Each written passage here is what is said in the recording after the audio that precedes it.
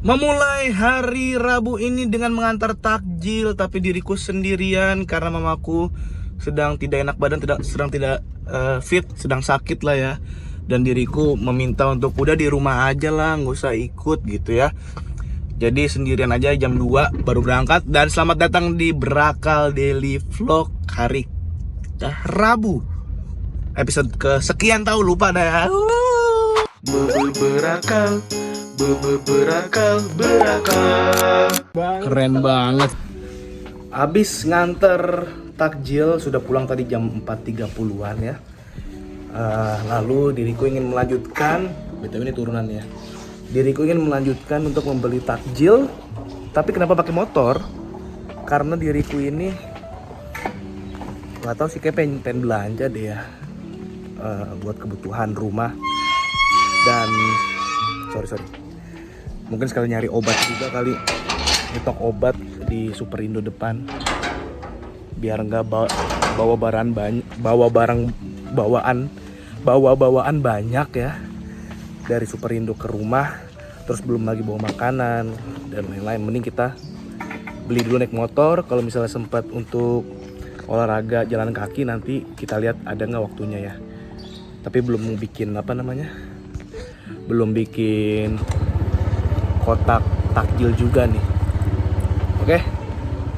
Emang jauh pakai helm? Enggak, deket. Tapi ya kita usahakan pakai helm supaya lebih aman aja ya, selagi sempet dan nggak lupa gitu. Oke, berangkat dulu. Jadinya di Indomaret guys, belanjaan diriku. Apalagi ya, karena tadi pengen ke Superindo tapi tidak ada receh untuk parkir. Aku tidak punya receh untuk parkir, mending kita taruh motornya di dekat tukang seafood sembari beli jalan kaki ke Indomaret yang cuma di seberangnya doang. Beli apa lagi ya? Segini dulu kali ya. Asik, udah di rumah. Sekarang kita unboxing plastik yang tulisannya Alfamart, tapi belinya di Indomaret ya. Nggak, ini plastik gue bawa dari tote bag gue bawa dari rumah sih. Mie goreng, mie kuah, Jumbo, Indomie. Dia nggak jual yang kardusan sih, jadi belinya yang satuan aja. Wow, spaghetti. Penasaran nih, orang bilang enak ya dan murah juga harganya, ketimbang spaghetti yang satuan bumbunya terpisah gitu.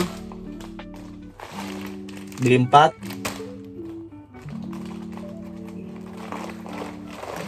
Minyak goreng kayaknya masih banyak, tapi kalaupun mama butuh lah ya.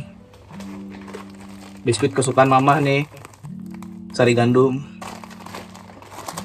Bear Brand, susu,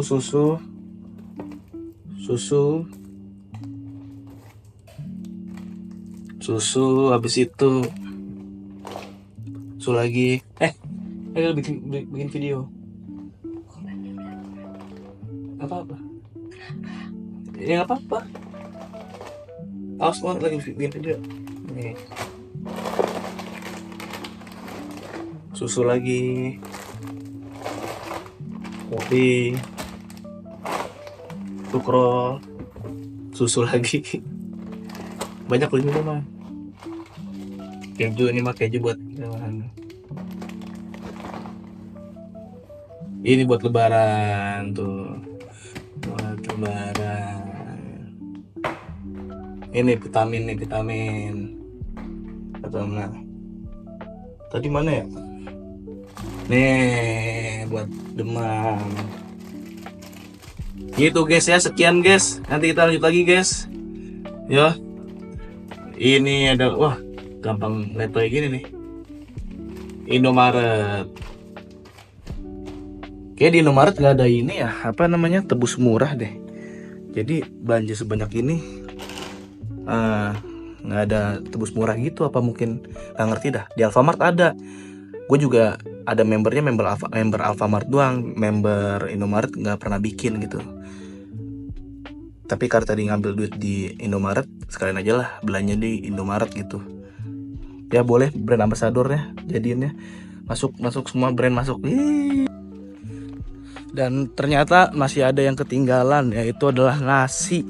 Jadi tadi gua ngecek Magicom pas belum berangkat beli belanjaan ya. Nasi masih ada sih, cuma tinggal dikit. Tapi ternyata kan gini ya, kalau nasi merah itu kalau jangka waktunya bisa lebih lama ketimbang nasi putih ya. Kalau nasi putih sehari lebih aja udah bau gitu. Tapi kalau nasi merah ini udah 1 hari lebih masih ya nggak bau lah, masih seger lah, masih bisa dimakan lah ya kalau kata gua mah.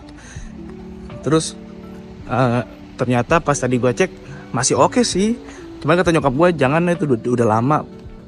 Ya udah, akhirnya gua sekarang mau beli nasi putih. Ya nasi putih di warteg aja. Untungnya deket ya, alhamdulillah banget dah ini komplek. Bener-bener dah kata gue ini nilainya mahal banget kali komplek ini ya. Maksudnya ntar deh gue ngeliatin satpam dulu, karena harus nyapa-nyapa basa-basi gitu-gitu ya.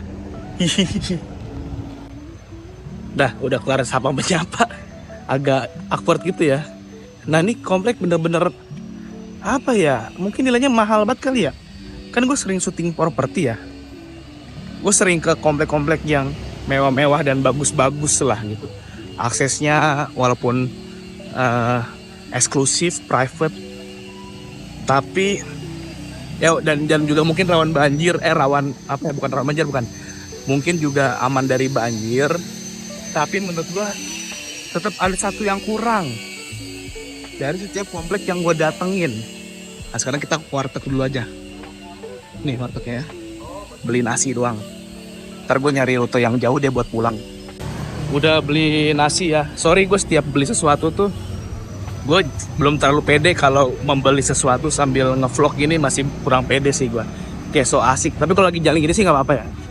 Gue sekarang sengaja nyari rute yang agak jauh biar bisa ngobrol sama lu semua yang ada di vlog ini ya.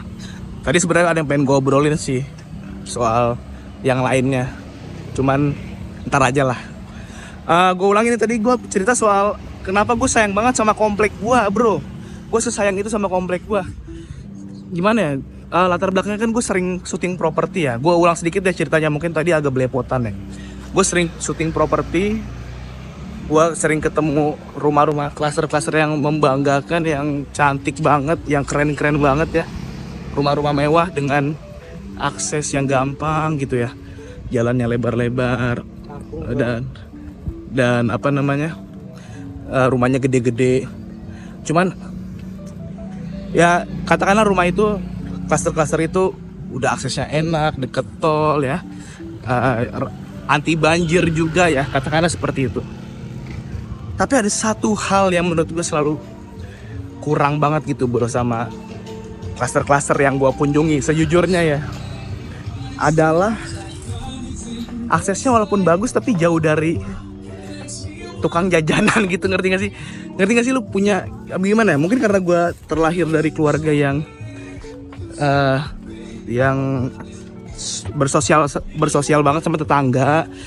Gue lahir dari keluarga yang lingkungannya tuh rumahnya juga nggak jauh dari tempat jajanan ya, dari tempat makanan, tempat nongkrong. Jadi dari kecil bahkan sampai sekarang tuh udah terbiasa sama ya jajanan-jajanan yang bisa diraih secara gampang, secara mudah gitu. Entah tiba-tiba tukang nasgor lewat, tukang somai, tukang bakso cuangki lewat depan rumah lu.